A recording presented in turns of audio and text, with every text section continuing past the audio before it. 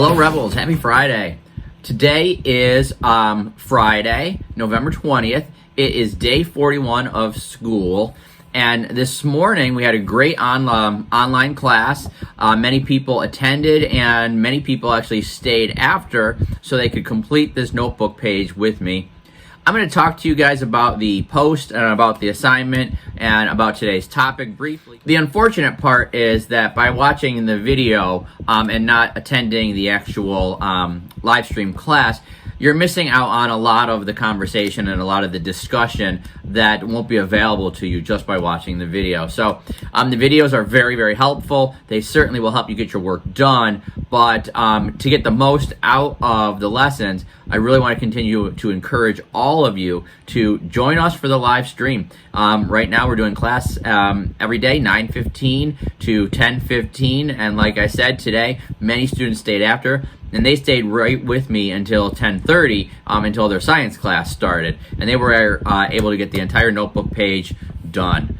All right. So right now what I'm going to do is we're going to turn the camera onto the lesson, onto the computer, and we're going to take a look at today's topic, which is we're continuing to work on plot. Yesterday we learned about the elements of plot, and today we're going to travel through a plot line using the story of Freak the Mighty. So let's go. Okay, here we are now looking at today's blog post, and you can see we are working on page 19 in our notebook today. Your assignment is to make sure that you've finished page 19 in your notebook and that you've uploaded a picture of it. You have actually until Monday to do it. So here we are. We scroll right through all of the pages. I'm going to continue to keep this list up there for you guys, so at any time you can see what belongs on what page of your notebook. Today, we dove into looking at plot lines. This builds off of what we learned about yesterday. So to review what we learned yesterday, I'm going to scroll down on the blog to yesterday's lesson. Yesterday, we learned about the elements of plot. And so we learned about the different stages that plot goes through. And here you see the 6 stages: exposition, inciting incident, the rising action, the climax, the falling action, and the resolution. Yesterday we learned the names of each stage, and we learned the definition about what happens in each one of those parts.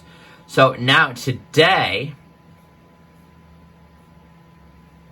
we can now trace them through something called a plot line. And this is what we did in class today.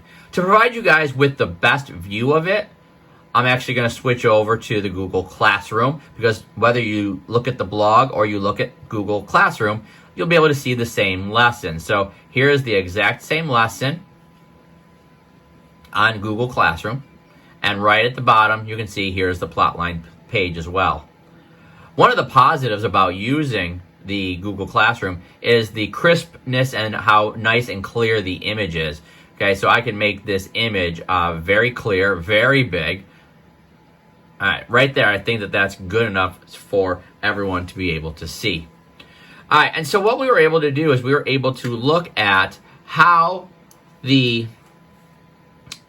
plot line travels through the exposition here. If you can see the arrow, you can follow my arrow along. The exposition, and then we have our inciting incident right here.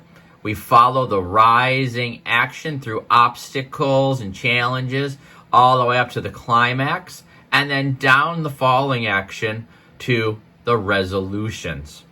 So today we took some time and we talked about each portion of this, and we filled in all the parts of our plot line for the story Freak the Mighty by Rodman Philbrick. All right, so you guys can, on your own, it'd be great for you guys to take some time to become good critical thinkers and trace through some of these items. So if you wanted to do this on your own before you just copy the answers down from me, stop the video, pay no attention to the answers that are on there, and I would challenge each of you to go back, take some time, and just simply try to do this on your own. And then when you're done, you can come on back to the video and you could look at what my results were and what I ultimately put onto my plot line.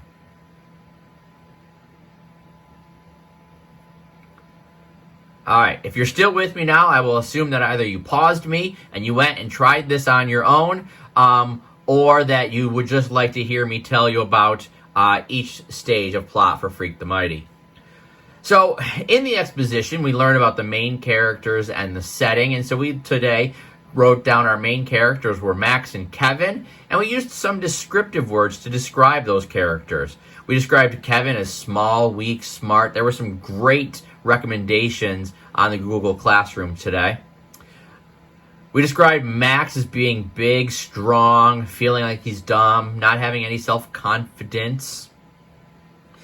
And for the setting, because we tried to encompass everything that includes all settings for this story, we described it as taking place in Max's town, and it was during his 8th grade year. From the exposition, we moved right into the inciting incident, and we discussed the inciting incident, or the event that gets Max and Kevin started on their journey of becoming Freak the Mighty, was the scene where Max chooses to help Kevin get his ornithopter out of the tree. This is the moment where Freak the Mighty becomes possible. If Max doesn't choose to help Kevin, these two guys might never become friends, and we might never have a Freak the Mighty. The third stage is the rising action. And on the rising action, I asked each student to write down at least 3 different obstacles or challenges that Max and Kevin face on their journey together. So these were the 3 that I wrote down. 1, Max and Kevin have to run in with Tony D on the 4th of July. 2, Max and Kevin, they go on quests together, like the one to get Loretta Lee's purse. You might also have included Max and Kevin go on a quest to return Loretta Lee's purse to her and have a run-in with Iggy Lee. The third event that we put on the rising action was that Max has to save Kevin when he chokes on Chop Suey. Now, these are just 3 events. You may have chosen the same 3. You may have chosen other events from the story. The thing that is important about this is that your events are in order of which they occurred. You don't want to put, for example, Max saves Kevin when he chokes on Chop Suey before Max and Kevin have a run-in with Tony D. That would be out of order. So whatever events you choose to put on your rising action line, you should make sure that they're in the right order. The rising action leads us all the way up to the next stage, which is the climax. The climax is the most intense part of the story, and here, this is where we described it as Max being kidnapped by his father, and ultimately Max has to confront his father about his mother. He saves Loretta and Kevin, and they all escape. Right after the climax, we have the falling action. The falling action, I asked the students to list 3 different events on the falling action. The first event that I put down was that Max's dad goes back to prison. So after the climax, Max's dad goes back to jail. The second thing that happens, very sadly, is Kevin dies. And as a result of Kevin's death, Max writes the book, Freak the Mighty. Kevin asks him to write the story. Write our story down, Max. And Max does. The resolution, so we have to think, what were our main conflicts? The main conflict was about Max and his negative feelings about himself. Max versus his dad was a big, important conflict. But this story, the main conflict, was this one right here. And Max and his negative feelings that he has about himself. So, we ultimately put down that Max's friendship with Kevin gives him self-confidence, and it leaves him feeling much better. Ultimately, very simply, Max has changed. Max has grown. So when you're done with your plot line, this should really help you understand, 1, the story of Freak the Mighty. 2, how authors can take this plot line and understand how to use it to craft a good story. How in the beginning, we get introduced to the main characters, the setting, and then those basic situations. And then our characters, they face this rising action of struggles and obstacles leading to this intense moment that our hero or our protagonist has to overcome.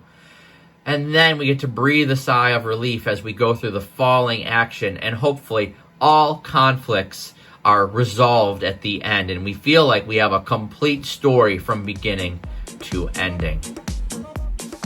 So thank you very much for joining me for today's video lesson. Hopefully now you have a basic understanding of plot, the sequence of plot, and how the story of Freak the Mighty, we can trace its story right through this plot line. And we'll be able to use this plot line, just like we did with Freak the Mighty, with any story that we read. So when we get into reading our second story, Harry Potter, we're going to be able to see that Harry Potter is going to follow the same exact plot line. The exposition, sighting incident, rising action, climax, falling action, and resolution. Next week, we're going to be diving into theme, so I look forward to doing that with you before Thanksgiving. So until then, guys, just make sure that you upload your notebook page, and I will see you on Monday. Enjoy your weekend.